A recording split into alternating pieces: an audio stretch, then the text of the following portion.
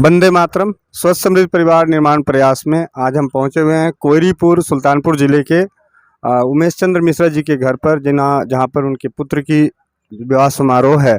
कल इनका तिलक हुआ। ये भूषण जी हैं और इन्हीं की शादी समारोह में सम्मिलित होने आए हैं और इस शादी समारोह में स्वदेशी चिकित्सा का प्रचार करने के लिए आए हैं।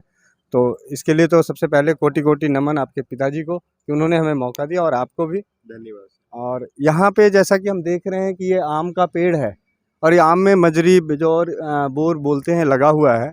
इसका एक उपयोग बहुत ही अच्छा उपयोग है। अगर किसी के पास अगर है, जो भी जानते हैं, तो 50-50 ग्राम या समान मात्रा में आप यूँ कह लें कि 50 ग्राम इसको और 50 ग्राम त्रिफला और 50 ग्राम अर्जुन की छाल, तीनों को बराबर मात्रा में लेके लुगदी पीसकर इसको लुगदी बनाकर 1 लीटर तिल के तेल में धीमी आंच पर पकाएं।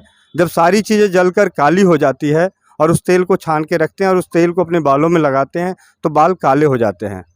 तो ये जानकारी थी, तो ये जानकारी मैं देना चाहता हूँ कि इस तरीके से हम जो कार्य करना चाह रहे हैं वो ये कार्य है कि हमारे आसपास में जो चीज़ें आसानी से उपलब्ध हैं उन सब चीज़ों को, क्योंकि आज बहुत पहले महात्मा गांधी का एक लेख पढ़ा था, उसमें लिखा था कि हमारे देश में औषध मोह हो गया है। औषध मोह मतलब दवाओं का मोह हो गया है। हर इंसान दवा चाहता है, जबकि दवा हमारे आसपास में अनेकों पड़े हैं। जहाँ पे अभी देख रहा हूँ कि नीम का पेड़ है, आम के पेड़ है, अपामार्ग है, मकोए, जिस मकोए को लेके पूरी व्यवसायिक कंपनियां मकोए का जूस बनाती है, मकोए का रस बना के देती है, भूमि आंवला, पुनर्नवा मकोए, और ये मकोए भरमार पड़ी हुई है।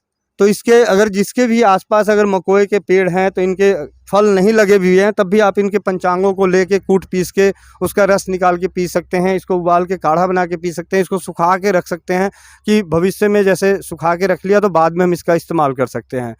तो इस तरीके से हमारे आसपास में जितनी भी औषधियाँ पड़ी है, ये गुड़हल का फूल पड़ा हुआ है। ये गुड़हल के फूल तो पित्त की थैली की पथरी में, किडनी की पथरी में बहुत अच्छा काम करती है। आपका गला खराब है, गले खराब में काम करती है। रक्त, अगर हमारा नपुंसकता की समस्या है, उसमें गुड़हल का फूल का बहुत ही अच्छा प्रयोग है कि अगर हम उसको गुड़हल के फूल को और उतनी ही मात्रा में मिश्री मिलाकर सुखा के पाउडर बनाते हैं और कम से कम 2-2 चम्मच लगातार 40 दिन तक सेवन करते हैं गुड़हल के फूल और पत्तों को सुखा के और मिश्री मिलाकर, तो हमारी नपुंसकता को दूर करती है। ना जाने ऐसी छोटी छोटी समस्याओं के लिए हमारे प्रकृति ने हमारे आसपास में बहुत सारी औषधियाँ दी हैं, और वो औषधियाँ जिनको हम पहचान सकते हैं। कुछ तो ऐसी जंगली जड़ी बूटी होती है जहाँ पर मन में डर होता है, लेकिन कुछ ऐसी चीज़ें हैं जो हमारे रोज़मर्रा की चीज़ों में दिखती है और वो भी हमारे लिए निरोगी का कारण बनती है।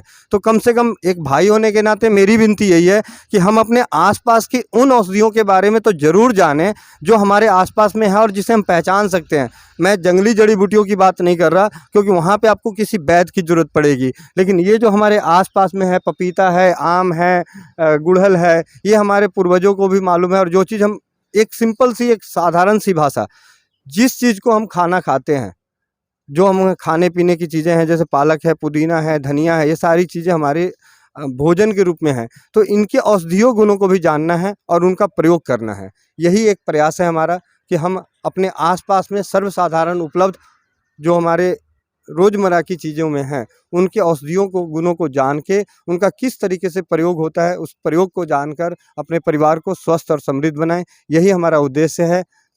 वंदे मातरम। जय हिंद, जय भारत, जय राज्यवाद।